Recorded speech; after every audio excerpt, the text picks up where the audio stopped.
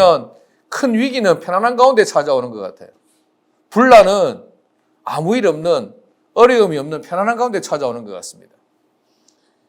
그래서 기회가 곧 위기가 되고 위기가 곧 기회라는 말이 있지요. 복음도 마찬가지입니다. 복음은 고난 없는 가운데 성장한 적이 한 번도 없었습니다. 고난이 없고 순탄하면 잘 될 것 같고, 전도도 잘 될 것 같고, 복음이 확장될 것 같고, 기독교가 왕성해질 것 같은데, 사실 오히려 나태해지고 교만해지고 타락해져 갔던 것을 우리는 역사적으로 볼 수 있습니다. 고난과 역경 속에서 오히려 복음이 확산되어져 왔음을 우리는 지나간 과거 역사를 통해서 살펴볼 수 있습니다. 오늘 본문의 말씀은 스데반의 순교 사건으로 인한 기독교 복음의 확산, 그리고 그로 인한 핍박과 환란의 연장선에 있는 내용입니다. 스데반이 예수님을 증거하다가 순교를 당했죠. 고난과 핍박에도 불구하고 기독교 복음의 열기가 전혀 위축이 되지 않고 오히려 더 불같이 타올랐습니다. 그러니까 더 강력한 핍박이 찾아왔죠. 더 강력한 위기가 예루살렘 교회 성도들에게 찾아왔습니다. 믿음의 사람들은 예루살렘에 찾아오는 환난과 핍박을 피해서 사방으로 흩어지기 시작했습니다. 그런데 이 환난과 핍박을 피하여 흩어진 것이 도리어 복음의 큰 열매, 믿음의 복된 열매를 맺게 된 것입니다. 활활 타오르는 불을 끄려고 막대기로 막 두드리니 어떻게 됩니까? 불꽃이 사방으로 튀는 것처럼 오히려 환난을 당한 믿음의 사람들은 사방으로 흩어졌던 것입니다. 불꽃이 꺼진 것이 아니라 불꽃이 사방으로 튀게 된 것이지요. 사도행전 8장에 보면 그 흩어진 사람들이 사마리아로 갔다라고 되어 있는데 오늘 말씀에 보면 더 구체적으로 어디에 갔다고 합니까? 베니게, 구브로, 안디옥까지 흘러갔다 이렇게 구체적으로 지방을 언급해 주고 있습니다. 여기서 중요한 것은 예루살렘에만 옹기종기 모여있던 그 예수님의 제자들, 믿음의 사람들이 베니게, 구브로, 안디옥까지 그냥 흩어졌다 이것으로 끝나는 것이 아니라 삶의 터전만 옮겨간 것이 아니라 그들의 복음적 삶의 방식을 그곳에 함께 심어서 주님의 진리와 사랑을 전했다라는 것입니다. 동면에 있던 사람들이 그냥 병으로 갔다, 웅상으로 갔다, 득계로 갔다, 부산으로 갔다 이게 아니고 여기에서 믿음의 삶을 살던 사람들이 그 옮겨진 지역에서 똑같이 믿음의 삶을 살았다는 것입니다. 옮겨진 곳에서 똑같이 복음을 전하는 삶을 살았다. 옮겨진 곳에서 예수님의 헌신의 삶을 그대로 살아냈다라는 것입니다. 우리는 여기서 성도가 어떤 삶을 살아야 하는가를 배울 수 있습니다. 성도들은 그 환경이나 상황이 어떠하든지 좋아서 옮겨간 것이 아니에요. 넓은 집으로 이사간 게 아니잖아요. 그죠? 연봉이 올라가지고 아니면 내가 하던 일이 잘 돼가지고 더 큰 땅, 더 좋은 집을 사서 이사간 게 아니잖아요. 여기 이 예수님의 제자들이 베니게, 구브로, 안디옥까지 간 사람 어떻게 갔습니까? 쫓겨간 것입니다. 살려고 목숨만 살려고 보따리 싸들고 야반 도주하듯이 그렇게 갔음에도 본인 스스로를 비참하게 이기지 않고 위축되지 않고 내가 이래 살아가 어쩌겠노 이렇게 한탄하지 않고 어떻게 살았단 말입니까? 그 전에 예루살렘에서 살았던 것과 똑같이 아니면 오히려 더 강력하게 믿음으로 찬양하면서 기도하면서 말씀 전하면서 헌신하면서 봉사하면서 그렇게 살았다는 것이죠. 내 환경이나 내 상황이나 내 몸이 아프거나 말거나 돈이 있거나 없거나 쪼달리거나 안 쪼달리거나 상관없이 예수님을 전하는 삶이 되어야 할 줄로 믿습니다. 그것이 바로 하나님께서 저와 여러분들을 하나님의 자녀로 부르신 그 이유이고 우리가 살아가는 이유인 줄로 믿습니다. 우리는 뭐 지갑에 돈 좀 있으면 팍 이렇게 올라가고 막 목에 힘이 팍 들어가고 내가 한번 쓴다 이래 하는데 지갑에 돈이 마르고 예? 잘 안 되면 가스값 많이 나와가지고 놀래고 그러면 어찌 됩니까? 이축이 되고 쪼리 가지고 막 어찌할 바를 모르고 언제 내가 예수님을 믿었는지 내가 믿음의 사람인지 아닌지 천국 소망이 있는지 없는지 다 도망가 버리잖아요. 돈이 있거나 없거나 또 내가 무릎이 아프거나 안 아프거나 허리가 아프거나 안 아프거나 내 삶의 소망은 어디에 있습니까? 하나님께 있는 줄로 믿습니다. 지금 이건 우리가 이 땅을 살아가면서 있는 모든 환난과 역경과 어려움들은 다 트레이닝, 훈련이에요, 훈련. 천국 가면 아픈 게 있습니까? 없습니까? 없습니다. 이자 있습니까? 없습니까? 없습니다. 매상이 오르고 안 오르고 염려, 걱정, 의심 있습니까? 없습니까? 없습니다. 거기서는 여기서 우리가 훈련 받은 대로 우리 내공이 막 잘 쌓여져서 늘 찬양과 기쁨과 감사와 하나님께 영광 돌리는 것밖에 없는데 여기서 잘 훈련되어져야 될 줄로 믿습니다.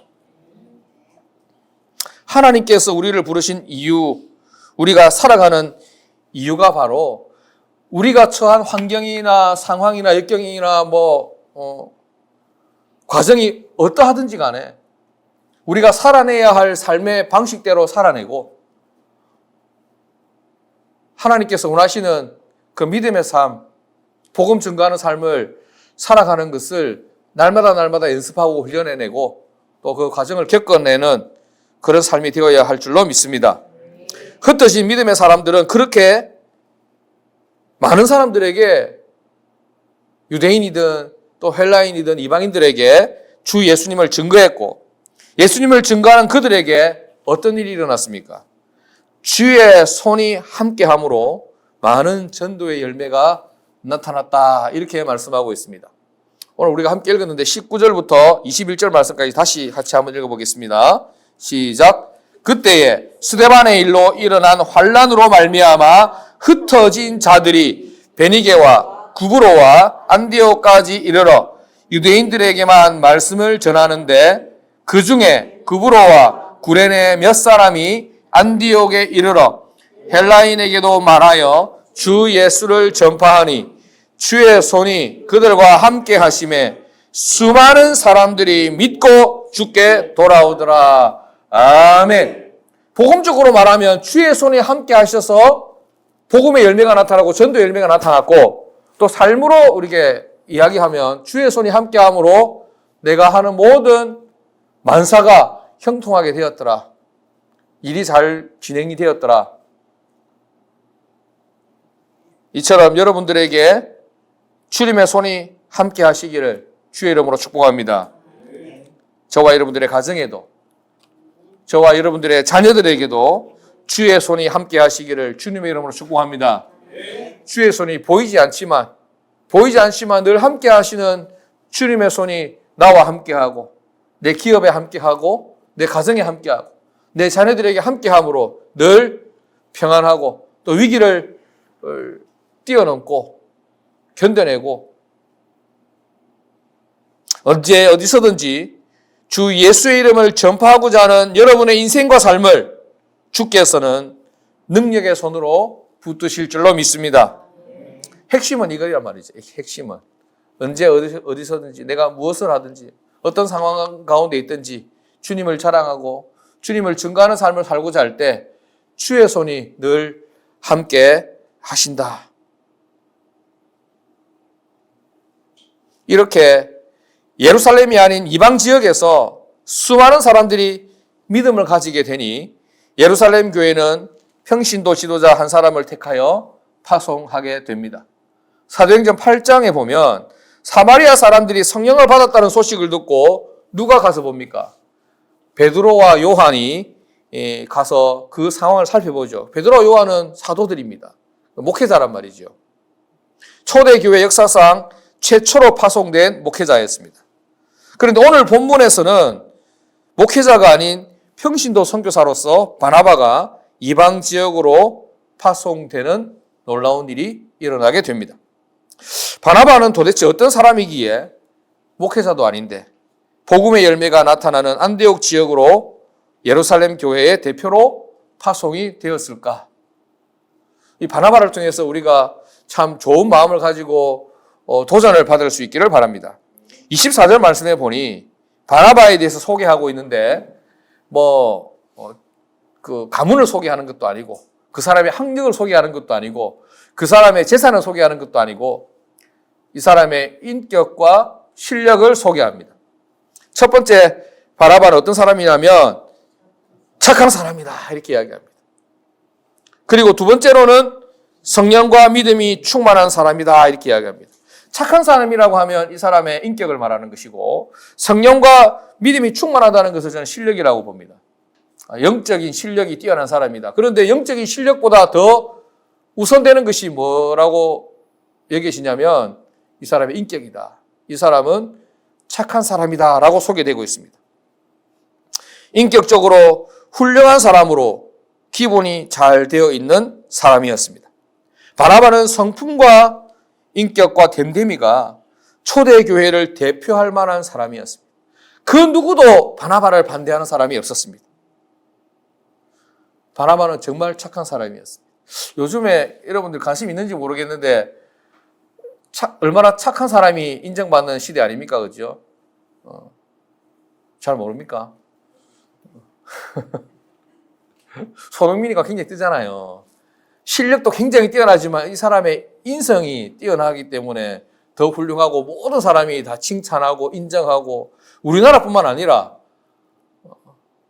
손흥민이가 뛰고 있는 영국에서도 영국의 축구 팬들도 그 구단에서도 심지어 손흥민이 속해 있지 않은 다른 구단에서도 인정해 주잖아요. 그 반면에 실력은 뛰어나지만 인격적으로 좀 덜 되고 좀 부족한 부분에 있는 사람들은 굉장히 지금 위기에 있지 않습니까? 실력도 좋으면 좋지만 실력 지상주의, 실력이 최고다라고 생각할 수도 있지만 결국 사람은 인격이 좋아야 된다. 착해야 된다. 착해가지고 손해보는 일이 많은 것 같지만 결국에는 착한 사람을 싫어하는 사람은 아무도 없다. 우리 착한 등대 열방교회 성도님들 되시기를 주님 이름으로 축복합니다. 저는 갚아주지 못할지라도 우리 하나님께서 여러분들의 그 착한 성품을 보시고 여러분들이 아니면 여러분들 자녀에게라도 여러분들의 후손들에게라도 풍성하게 갚아주실 줄 믿습니다. 두 번째 이 바나바는 성령과 믿음이 충만한 사람이었습니다. 대체로 합리적이고 이성적인 사람들은 영적인 부분과 성령에 대한 부분이 둔하고 약합니다. 그래서 이 성경 많이 보고 이성과 합리적인 부분이 좀 뛰어난 사람은 기도하는 부분이 좀 많이 약할 수 있고 또 영적인 부분이 좀 둔할 수가 있다 이렇게 여겨집니다. 기도 많이 하고 영적으로 충만한 사람은 또 어떻습니까? 또 반대로 학문적이고 또 지식적이고 또 이성적이고 합리적인 부분이 좀 약할 수 있습니다. 그런데 이 바나바는 이성적이고 합리적이면서도 동시에 영적으로도 예민하고 성령에 충만한 사람이었습니다. 칭찬받아 마땅한 사람이었죠. 그리고 바나바는 함께 일하는 것을 좋아하는 사람이었습니다. 함께 일하는 게 참 힘들잖아요. 그죠? 마음을 맞추기가 참 쉽습니다. 나 혼자 먹고, 나 혼자 놀고, 나 혼자 일하면 편한데, 함께 일해서 합을 맞춘다는 것 자체가 굉장히 때로는 스트레스가 될 수 있고, 굉장히 힘겨울 수가 있습니다. 요즘 오히려 더 그런 것 같아요. 혼자 있는 게 익숙해져가지고, 혼자 일하는 게 익숙해져가지고, 혼자 다니는 게 익숙해져가지고. 그런데 함께 하는 것이 참 은혜가 되고 복이 되는데 이 바나바는 함께 일하기를 즐겨하는 사람이었습니다. 25절, 26절 말씀 같이 보겠습니다. 25절, 26절 말씀을 같이 보겠습니다. 시작. 바나바가 사울을 찾으러 다소에 가서 만나매 안디옥에 데리고 와서 둘이 교회에 1년간 모여 있어 큰 무리를 가르쳤고 제자들이 안디옥에서 비로소 그리스도인이라 일컬음을 받게 되었더라. 아멘. 바나바는 예루살렘 교회에서 가장 훌륭한 인격을 갖춘 성령 충만한 평신도 지도자였습니다. 그는 교회의 파송을 받아 안디옥에 가서 하나님의 은혜가 임한 사실을 알고 기뻐하며 그들을 위로하고 또 격려했습니다. 그때 바나바의 마음에 누군가 한 사람이 떠올랐는데 바로 사울이라고 하는 사람이었습니다. 사울이 예수님을 믿고 나서 많은 사람들에게 그 진정성을 의심받으면서 어려움을 겪고 있을 때 바나바가 사울을 보증하면서 도와준 적이 있었습니다. 그 사울이 생각이 났습니다. 그래서 바나바는 즉시 다소로 가서 사울을 데려와 동력을 했습니다. 이 사울이 어떤 사람이었습니까? 스데반을 죽이는데 앞장섰던 사람이잖아요. 그리고 예수님을 믿는 사람들을 죽이려고 다메섹으로까지 갔던 사람이잖아요. 그래서 다메섹 도상에서 예수님을 만나서 회심을 해서 변화가 되었습니다. 그런데 예수님의 제자들, 사도들이 이 사울을 받아주지 않았습니다. 저 트릭 쓰는 거 아이가, 예수 믿는 사람을 굉장히 곤란하게 하고 힘들게 했던 사람이라서 저 사람 가까이 하면 안 돼 라고 다 거부했잖아요. 그때 이 바나바가 사울을 보증했습니다. 믿어도 된다. 이 사람 확실히 회심했다. 마음이 바뀌었다. 옛날의 사울이 아니야. 그렇게 해서 함께 동력하기를 즐겨했던 사람이었습니다. 결국에는 나중에는 이 바나바가 사울을 섬기는 자리에까지 가게 되었습니다. 참 대단한 인격을 가진 사람이죠. 인격 중에 가장 큰 인격이 바로 다른 사람을 섬기는 인격 아니겠습니까? 거기다가 자기보다 신분도 낮고 또 어린 사람을 섬기는 것이 참 쉽지 않습니다. 우리나라에서 더 쉽지 않죠. 우리나라는 또 이렇게 나이에 굉장히 민감한 나라잖아요. 사울은 자기보다도 더 뒤늦게 온 사람인데도 바나바가 사울을 섬겼습니다. 이것이 바로 참된 그리스도인의 인격이고 그리스도의 제자된 삶인 줄로 믿습니다. 바나바는 사울과 함께 1년 동안 안디옥의 성도들을 양육하며 안디옥 교회가 마침내 탄생되게 되었습니다. 그렇게 안디옥 교회가 세워지고 안디옥 교회 성도들은 주위 사람들로부터 그리스도인이라고 하는 이름을 별명으로 얻게 되었습니다. 이 그리스도인이라고 하면 좀 있어 보이잖아요. 쉽게 말해서 그리스도인이라는 말은 예수쟁이란 말입니다. 예배쟁이란 말이지. 안 믿는 사람들이 비아냥거리듯이 부르는 이름이 바로 이 그리스도인이란 말이에요. 아유, 예수밖에 모르는 사람. 아이고, 저 사람 또 모여서 또 저렇게 하고 있네. 찬송하고 있네. 시끄러운데. 저렇게 또 기도하고 있네. 웅성웅성거리면서. 저렇게 또 예배 드리고 있네. 이런 마음이죠. 이런 별명이었습니다. 안디옥 교회의 성도들이 얼마나 진실되게 그리고 집중해서 열정적으로 모이기를 힘쓰고 예배하며 믿음의 삶을 살아갔든지 그 주위 사람들로 하여금 그렇게 별명을 얻게 되었던 것입니다. 안디옥 교회의 성도들이 바나바와 사울을 중심으로 열심히 떡을 떼고 기도하고 말씀을 배우고 교제하는 모습이 주위 사람들에게는 매우 인상적이었던 것입니다. 이런 진실된 그리스도인들이 모인 안디옥 교회가 세워지고 교회로 이렇게 모여서 대외적으로 최초로 한 일이 무엇인가 하면 우리에게 굉장히 도전이 됩니다. 그들은 1년밖에 되지 않은 신생교회였지만 유대에 사는 형제들을 구제하는 일에 힘썼다라고 오늘 성경 말씀은 우리들에게 알려주고 있습니다. 28절, 29절 말씀을 같이 보겠습니다. 그 중에 아가보라 하는 한 사람이 일어나 성령으로 말하되 천하에 큰 흉년이 들리라 하더니 글라우디오 때에 그렇게 되니라. 제자들이 각각 그 힘대로 유대에 사는 성형제들에게 부조를 보내기로 작정하고. 아멘. 보면 안디옥 교회가 왜 이렇게 했는지, 안디옥 교회의 모델이 되었던 예루살렘 초대교회의 모습을 우리가 다시 한번 기억할 필요가 있습니다. 예루살렘 초대교회가 세워져서 가장 먼저 한 일이 뭐였습니까, 여러분?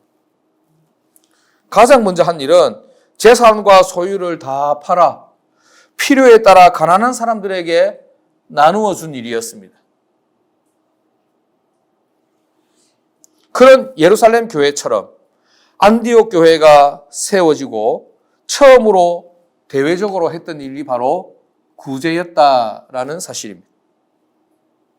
사도행전을 보면 성령을 받고 변화된 사람들이 제일 먼저 한 일은 항상 가난하고 병들고 어려운 사람들을 도왔던 것을 볼 수 있습니다. 우리 앞에 살펴봤던 여제자 다비다도 마찬가지였고, 그렇죠? 다 잊어붙습니까? 눈빛을 보니까 처음 들어보는 이야기 같은데. 예루살렘 교회 그랬고, 이방인 백부장 고넬료도 그랬고, 기도와 구제가 하나님 앞에 상대적으로 했잖아요. 오늘 바나바와 그리고 사울을 통해서 새롭게 세워진 안디옥 교회, 그 신생교회가 말씀을 배우고 함께 떡을 떼고 또 교제를 하고 주님을 머리로 한 교회로 세워지고 난 다음에 제일 먼저 대외적으로 한 일이 바로 부조를 보내고 구제하는 일이었습니다. 이를 통해서 보건대 오늘날 우리 교회도 우리가 믿음의 사람으로 살아가면서 가장 먼저 해야 할 일이 바로 이러한 일이라고 볼 수 있습니다. 우리가 사는 이유가 무엇입니까? 우리가 사는 이유가 하나님을 영화롭게 하고 예수 그리스도의 몸된 교회를 부흥케 하고 성령의 능력으로 세상을 비추는 빛의 삶을 사는 것인 줄로 믿습니다. 이것이 우리가 사는 이유여야 하는데 왜 그러냐면 성령의 인도하심을 따라 세워진 초대교회, 안디옥 교회, 그리고 그 교회의 성도들이 걸어갔던 모든 삶의 모습이었고 사역들이었기 때문에 그렇습니다. 그래서 내가 잘나서 나는 무조건 이거 일 해야 돼 이것이 아니라 가장 먼저 세워졌던 우리의 모델이 될 만한 초대교회가 그런 삶을 살았고 그런 사역을 감당했고 또 오늘 우리가 성경을 통해서 보았던 안디옥 교회가 그런 삶을 살았기 때문에 그런 사역들을 해왔기 때문에 오늘날 우리 교회가 마땅히 해야 할 일이 바로 이 일들인 줄로 믿습니다. 오늘 말씀을 통해서 세 가지를 묵상하며 도전을 받습니다.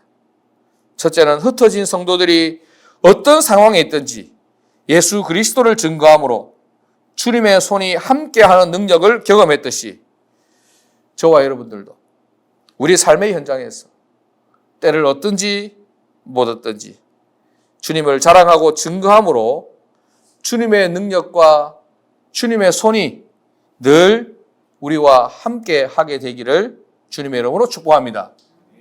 또한 바나바와 같이 착한 사람, 성령과 믿음이 충만한 사람, 또한 더불어 동력하는 아름다운 인격의 성도님들이 되시기를 주님의 이름으로 축복합니다.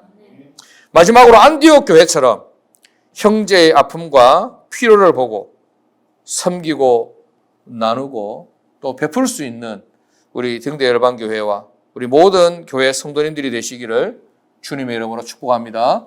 기도하겠습니다. 하나님 아버지,